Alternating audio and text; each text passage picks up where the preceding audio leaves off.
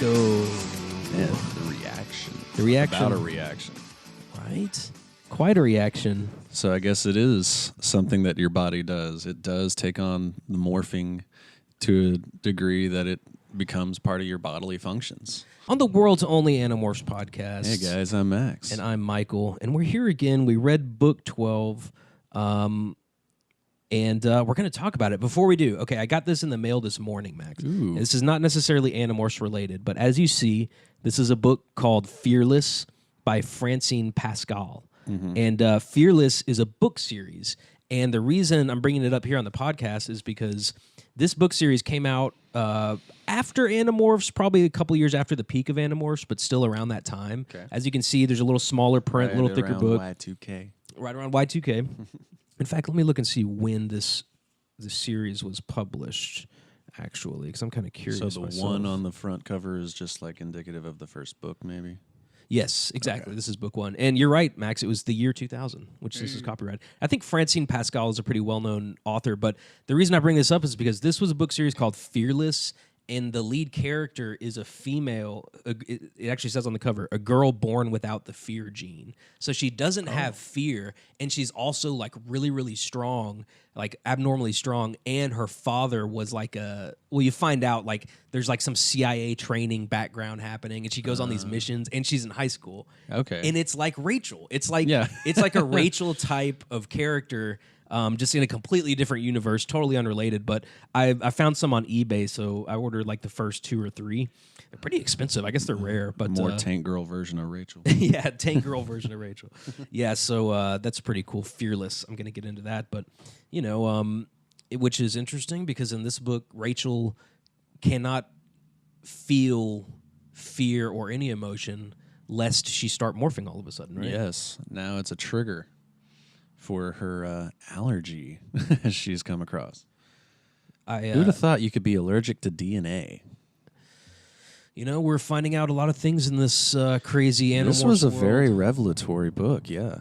There was all kinds of information kind of finally definitively said, okay, yeah, this is definitely part of this world. Mm-hmm. Yeah, we do learn a lot. We learn that you have to burp out an animal whenever this particular allergy happens. Yeah, not just like somehow let its DNA wander back off into Z space to from which it came. No, you have to manifest from Z space an entire version of that animal that you tried to acquire, and then it's just gonna form out of your own body. That was the craziest part of it for me. It's not like you're gonna have it somehow form in front of you or anything or come out of your mouth. No, it comes peeling out of your back, about ready to chomp onto your head from behind. Yeah. Yikes. Yeah, and it seems kind of burdensome to have something like that happen. We also learned in chapter 1 kind of the scale of the invasion right now. Rachel says they're doing it to humans, hundreds, thousands, maybe even millions. So that's kind of how big the invasion is. What do you think? Are there hundreds? I think we talked about this before, actually. Hundreds, thousands, or millions. I think my theory was that it's the Yurk invasion is still centered around the Animorphs area, but it's spreading out throughout the world. It's got to be for Visser 3 to constantly be up their butt. Like literally every time they interfere with the Yurks, somehow Visser 3 is right there. Never back up on the blade ship, chilling up in space in the orbit or anything like that. Never off handling any kind of affairs anywhere else. Always just right there, ready to mess with their shit. Yeah, so it is pretty centered around their town. I liked the music talk in chapter 2 here. What are they talking? Are they talking about Rachel's mom giving a speech, or no? It's Cassie's mom giving a speech, right? Yeah, at the Cassie's zoo. mom's gonna give a presentation at the zoo, and Cassie is dreading it because she just knows that her mom's gonna talk about one of these false band names that she gave her for 9 Inch Nails. Yeah, nice is neat. I remember that distinctly. I saw that joke in this book before I ever heard the music of 9 Inch Nails, which I've never been like a huge fan. What about you? I know they're great and everything. I just haven't really listened to them. Yeah, I dig them. Is that Trey? Yeah. Not Anastasio, but no, whatever his name is. Yeah. The guy who does all the soundtracks, right? Right, yeah. I can't think of his name now either. Wait, it's not Trey. I hate that. It's okay. Yeah, we're gonna. I can spit his name out with no problem.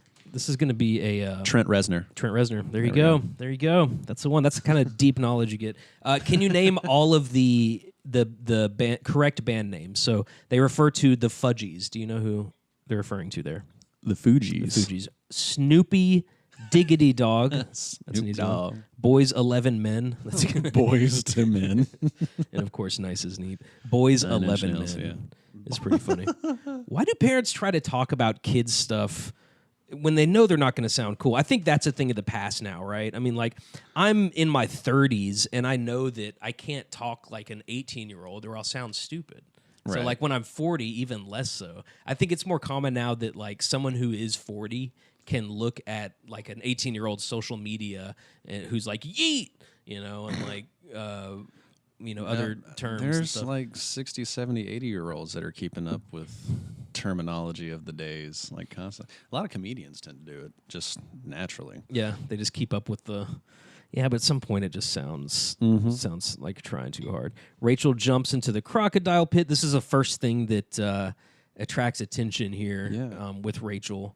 Now, okay, so chapter 5, I think I found a little bit of an inconsistency because they refer to it as a wildlife rehabilitation clinic.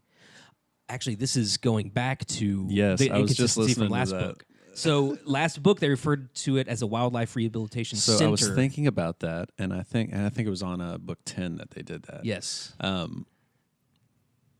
think it depends on whose perspective we're seeing as to what they're going to call it. I think Marco tends to call it the center. I think Rachel and Cassie tend to call it the clinic. Jake tends to call it the clinic. I can't remember what Tobias calls it if he refers to it. But so you think it changes for each one, not an think so. inconsistency. yeah. As okay, I can see I don't that. know. I'll have to research that. But I was listening to that last night, and I had that thought, like, I wonder if it's specific to the character, if Marco particularly calls it the center versus everybody else knowing it's the clinic. We'll have to keep an eye out in book. What is it now? 15 is going to be the next 15, yeah. Marco. It's cool that Marco's always the multiples of 5. Yeah. You know. He's the easiest to track. Yeah. Yeah, that's right. I wonder, Max Wonders. off of page 21, towards the end of this scene with the crocagator, what happened to her Crocagator. clothes when she morphed the crocodile in the first place? Oh yeah. And then had to like speed morph back to human, Usually they'll bring a change of clothes. right? Sorry, they'll take off their clothes for their morphing suit Yeah. and then fold them up. But I don't recall her doing that in this. Yeah, You got to assume she did. Yeah. It's these little these little story points that KA has to fill in all the time, which she does a remarkable job of. You know, there's things like that's we see, you know, but maybe she just like couldn't explain it. You know, there's not enough time or whatever. But you're right, Max. They did not point that out. So I have the Kindles, and this is in chapter 5. I just wanted to acknowledge this sentence, which I think this would be a good band name. When Rachel says, normally when we're in the barn, Cassie would be busily cleaning cages or giving medications to skanky lizards. The skanky lizards. There you go, the skanky lizards. I like it. Am I right? Sounds like a post-pop punk. That's another edition of band names coming from Animorphs. They also say Midget Monthly. Midget Monthly on page 30. I noticed You noticed the that hard too. M from Marco again. A hard M. I feel weird even saying it. My note there just says oof. I like when they talk about the web in this that same chapter. He's like, he has like 20 websites just about him for what's his name? Who's the celebrity we learn about? Kind of a Jonathan Taylor Thomas type of guy. Jeremy Jason McCole. Jeremy Jason McCole. Don't you think? I think that's based on Jonathan Taylor Thomas. yes, Do you remember exactly. him being like a heartthrob? Like Oh, a he teen was the heartthrob? teen magazine. What was it? Y14. This is Y14. This is definitely based on him, I think. So I do like when they talk about the web in this book, like in chapter 7, when she's like, I had to wait through several busy signals to reach his own actual homepage. And yeah, as if it wasn't more obvious, they use Powerhouse as if it's a combination of Full House and Tool Time. I didn't think about that. Home Improvement, sorry. Not Tool Time. I didn't put that together. That's hilarious. Yeah, so there you go. So JJM is in town. Rachel has a reaction. JJM, baby. Yeah. So we do get confirmation in Chapter 8. As you said, Max, we learn a few things here in this book. In Chapter 8, Rachel does confirm that it's impossible to morph straight from one animal to another, which we knew, but... So you would like to think. It's supposed to be... In normal circumstances. It's supposed to be impossible, yeah.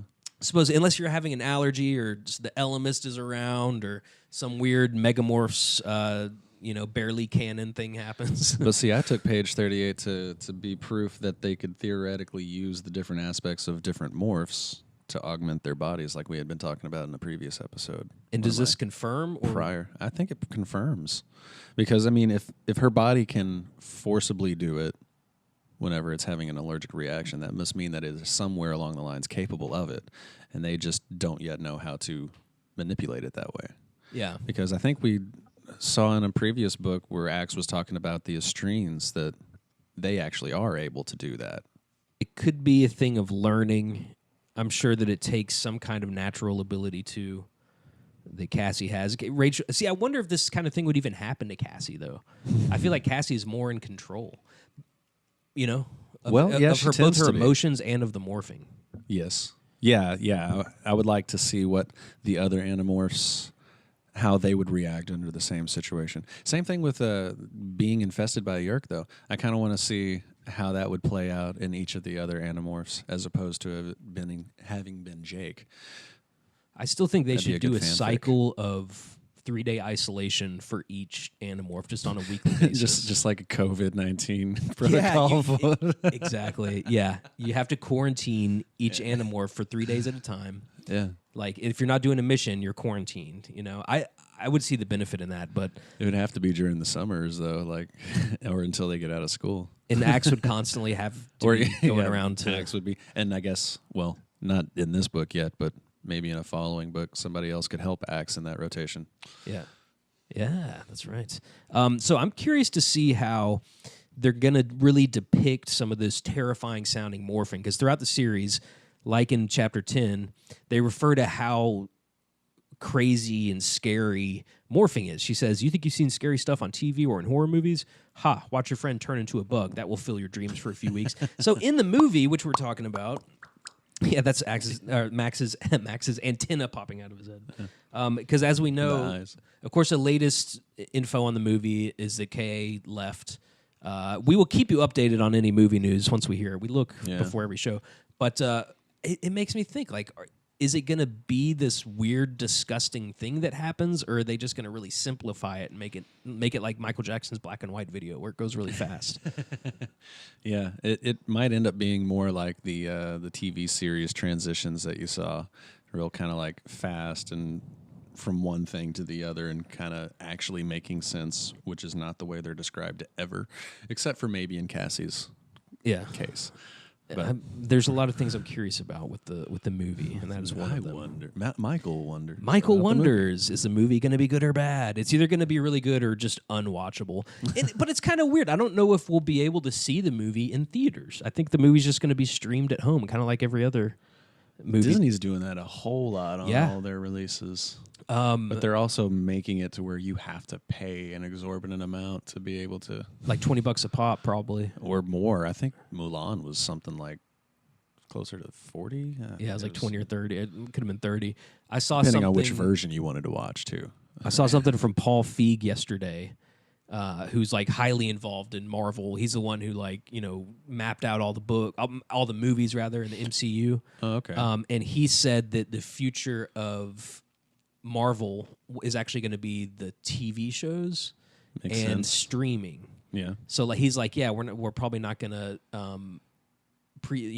do big theater releases anymore, which is kind of a death nail for the movie industry, man. Because really Marvel was keeping the movie industry alive, billions of dollars a year, and now it's like, we might be streaming Animorphs movie on Disney Plus. Who knows? Hey, that's also what I'm curious about is where is it going to release through? If it went through Disney, I don't think it would be all that upset, and hopefully that would mean that it would increase their budget enough to where stuff would be done properly. Yeah.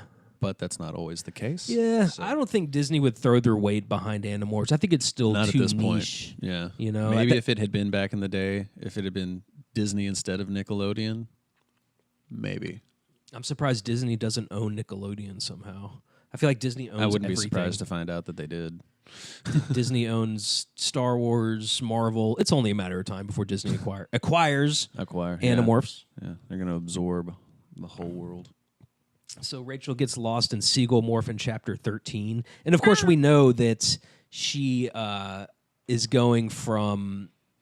She's going on the TV show, right? Like she's going to be... The plan is to intercept JJM and make sure that he doesn't get to either A, spread the news about the sharing, or hopefully B, not become a controller yet, which they're still kind of on the fence about. And their reconnaissance mission in this book is in Seagull Morph kind of monitoring JJM on the yacht or whatever with Visser Three and Human Morph. And it turns out he's like a huge fan of Visser Three. That part's very realistic. Some like spoiled, teen actor who's just like, oh man, this guy can morph. It's crazy. He's going to make me really powerful.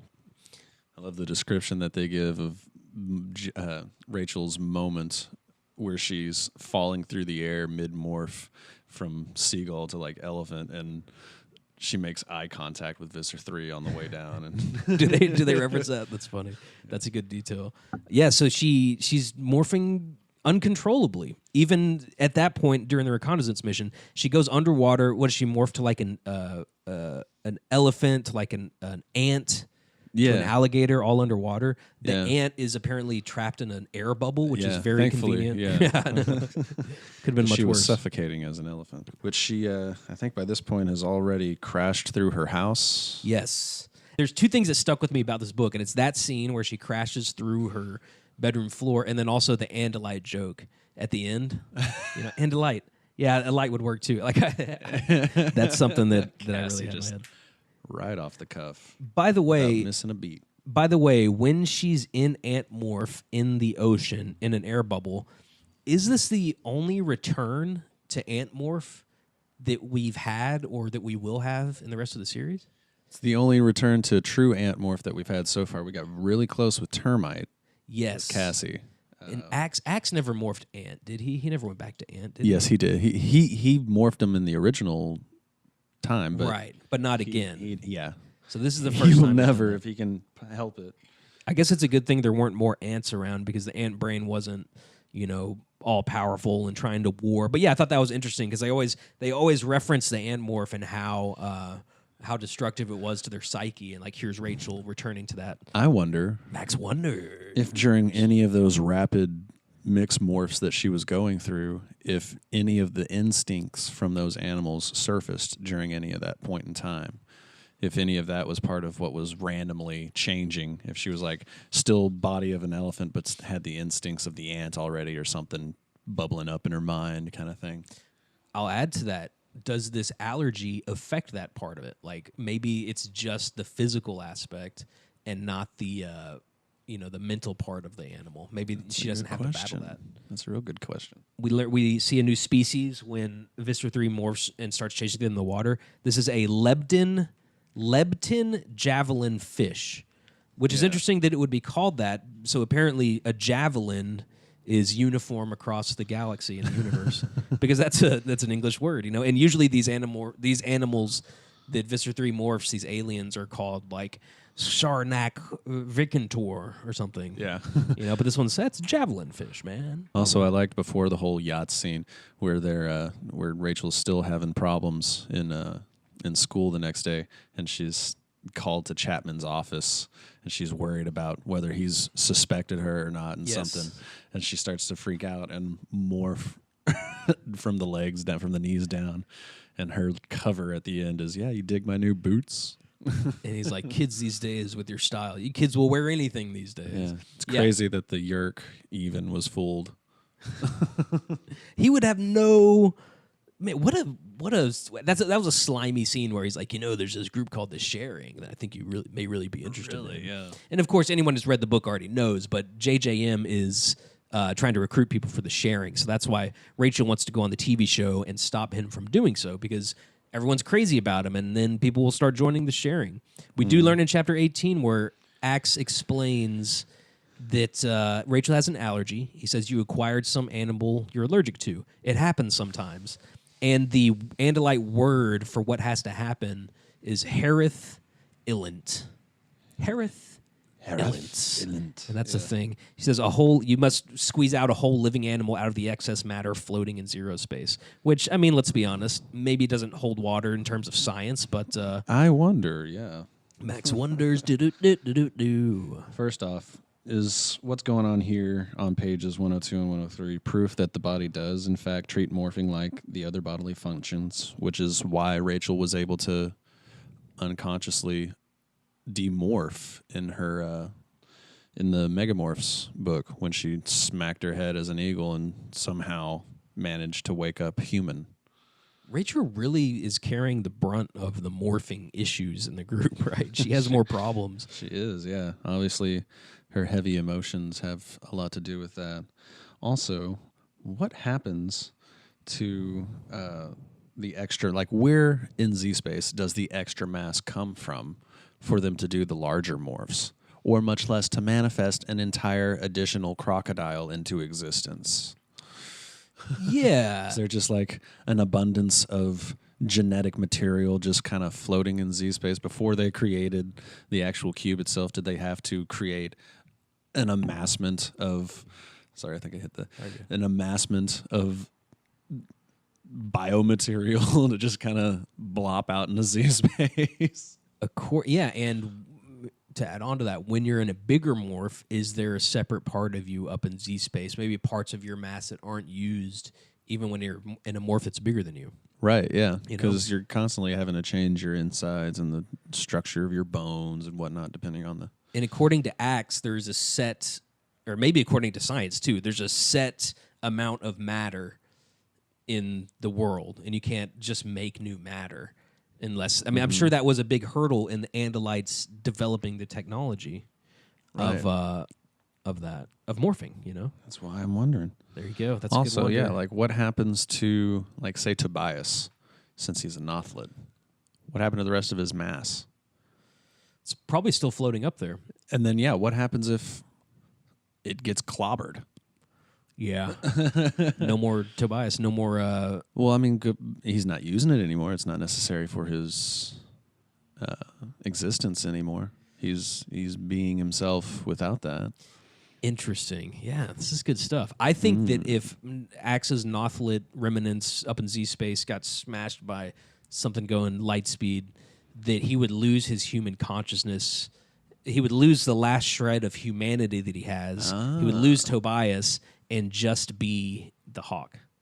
But we'll talk more about that in the next episode. Yes. As we all know. Do you think that the KA based the TV show hosts on like an experience that she had in a morning show when she's like... Cindy Sue? Yeah, Cindy Sue and Barry. Barry right? And Cindy Sue. I feel like they are a direct representation of Regis and Kathy Lee. Yeah. Yeah.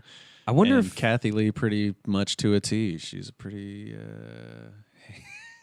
from what I can tell, she's a pretty heinous drunk bitch. Is that right? No offense, Kathy Lee, if you listen. Somehow, yeah, I'm sure Kathy Lee's a big fan. Somehow, this one scene is the most disturbing thing to me in the whole series so far. When the Harith Illant is happening, and it says, this is the passage. It says, "Now the crocodile was so heavy it was weighing me down, and in the bathroom mirror, I saw a horrendous image of a crocodile's snout growing and emerging in the area just behind my own neck." And so it's like that thing is coming out of her neck. Yeah. And then she starts becoming the grizzly bear, which I guess is how all this happens. Yeah. Harith Illant. She says, "I felt a slurping, sliding sensation. It was like my guts were being ripped out through my back, only it wasn't painful, more like extremely nauseating." And I like to think the woman who comes into the bathroom and then screams, you know, because she's like, "I can't hold it," and she sees what's going on. I like to think that's the lobster lady from the early books that when they morphed the lobster in her kitchen. So it turns out, as we find out in chapter 25, that JJM had a year. He was already a controller. Already a controller. Assumingly after... The slimy little slug tries to creep and crawl away. I like the Bart Jacobs character, the Jack Hanna wannabe Bark Jacobs. I like how him and Cindy Sue have they're like pissed at each other. Yeah. He's like, yeah, she's never liked me since the other time I came on. Which makes me wonder now if there's like some kind of riff like that I was unaware of between like Jack Hanna and Kathy Lee or some other Something that was in the tabloids. comparable. Yeah. So here we go. So Cassie is in Rachel Morph. This is the great joke. And delight, the woman snapped. My heart stopped. He was testing Cassie, waiting to see if she would react. When he rapped out the word and delight, she kept walking and without hesitation said, yeah, a light would be helpful too. Good stuff. Yes. And very delight. funny. Do you get it, Max? Do you get I it? do. You know. Also, I remembered the name of my arcade game finally that I referenced back in the Megamorphs. What is it? Twin Cobra. Really? Twin Cobra, and that's an Andalite video game, eh? No. That was the arcade game that I had in my room. Oh, that I could not remember the name of. Dude, Twin Cobra, okay. Yeah. Yeah, I'm looking at pictures of Twin Cobra right now. And you're like, So- how could you possibly have an arcade game, an entire arcade game in your room, and not know remember what it is. I bet you remember like playing the game. Oh, yeah. Dude, I remember this game. Yeah, you probably played it a Helicopter few times. game. Very Galaga, very Space Invader-y, but man, do you watch Letterkenny at all? No, but I've heard a lot about it from. I hear references occasionally. I'm just gonna say for the fans out there that do know and watch Letterkenny, the scenes where Rachel and Cassie are just fangirling hard over JJM. His favorite color is crimson. Remind me of, because of the way they go back and forth about, oh, those eyes, ooh, his cheeks, yada, yada, yada. It reminds me of this scene from the latter seasons of Letterkenny where Stuart is like hooking up with these club girls and they're just like going back and forth like, yeah, like some of that good loving stuff, kind of like going back and forth with each other. And it's almost the exact same. They just turn into Stuart's fangirls. There you go. Letterkenny ripping on Animorphs, just like Star Trek did. I wonder if any of the Letterkenny folk have read the Animorphs series. Ooh, that'd be cool to have them on the podcast too. Who do you think the most famous Animorphs fan is? Ooh, that's a really good question. The actor who played Us, Axe? obviously, you know. Who? Us. Us, yeah, totally. All right. Well, Eventually, speaking of we'll get us, there. we are the world's only Animorphs podcast. Subscribe to our YouTube page, which is the world's only Animorphs podcast, or on Instagram, Hey, also, only Anipod. Only Anipod is our Instagram. And if you can't figure out how to send your fan art to either of those, you can also send it to onlyanipod@gmail.com. Yes. Anything you want to say to us, onlyanipod@gmail.com. Send us your content. Send us your idea for Animorphs morphing costumes. Send us a graphic of an imitation of a cover with my face morphing into Max's face or vice versa. And it would be muchly appreciated. Very muchly appreciated. Yes. And ladies and gentlemen, we'll see you next week. I'm Michael. And I'm Max. And together, we fight.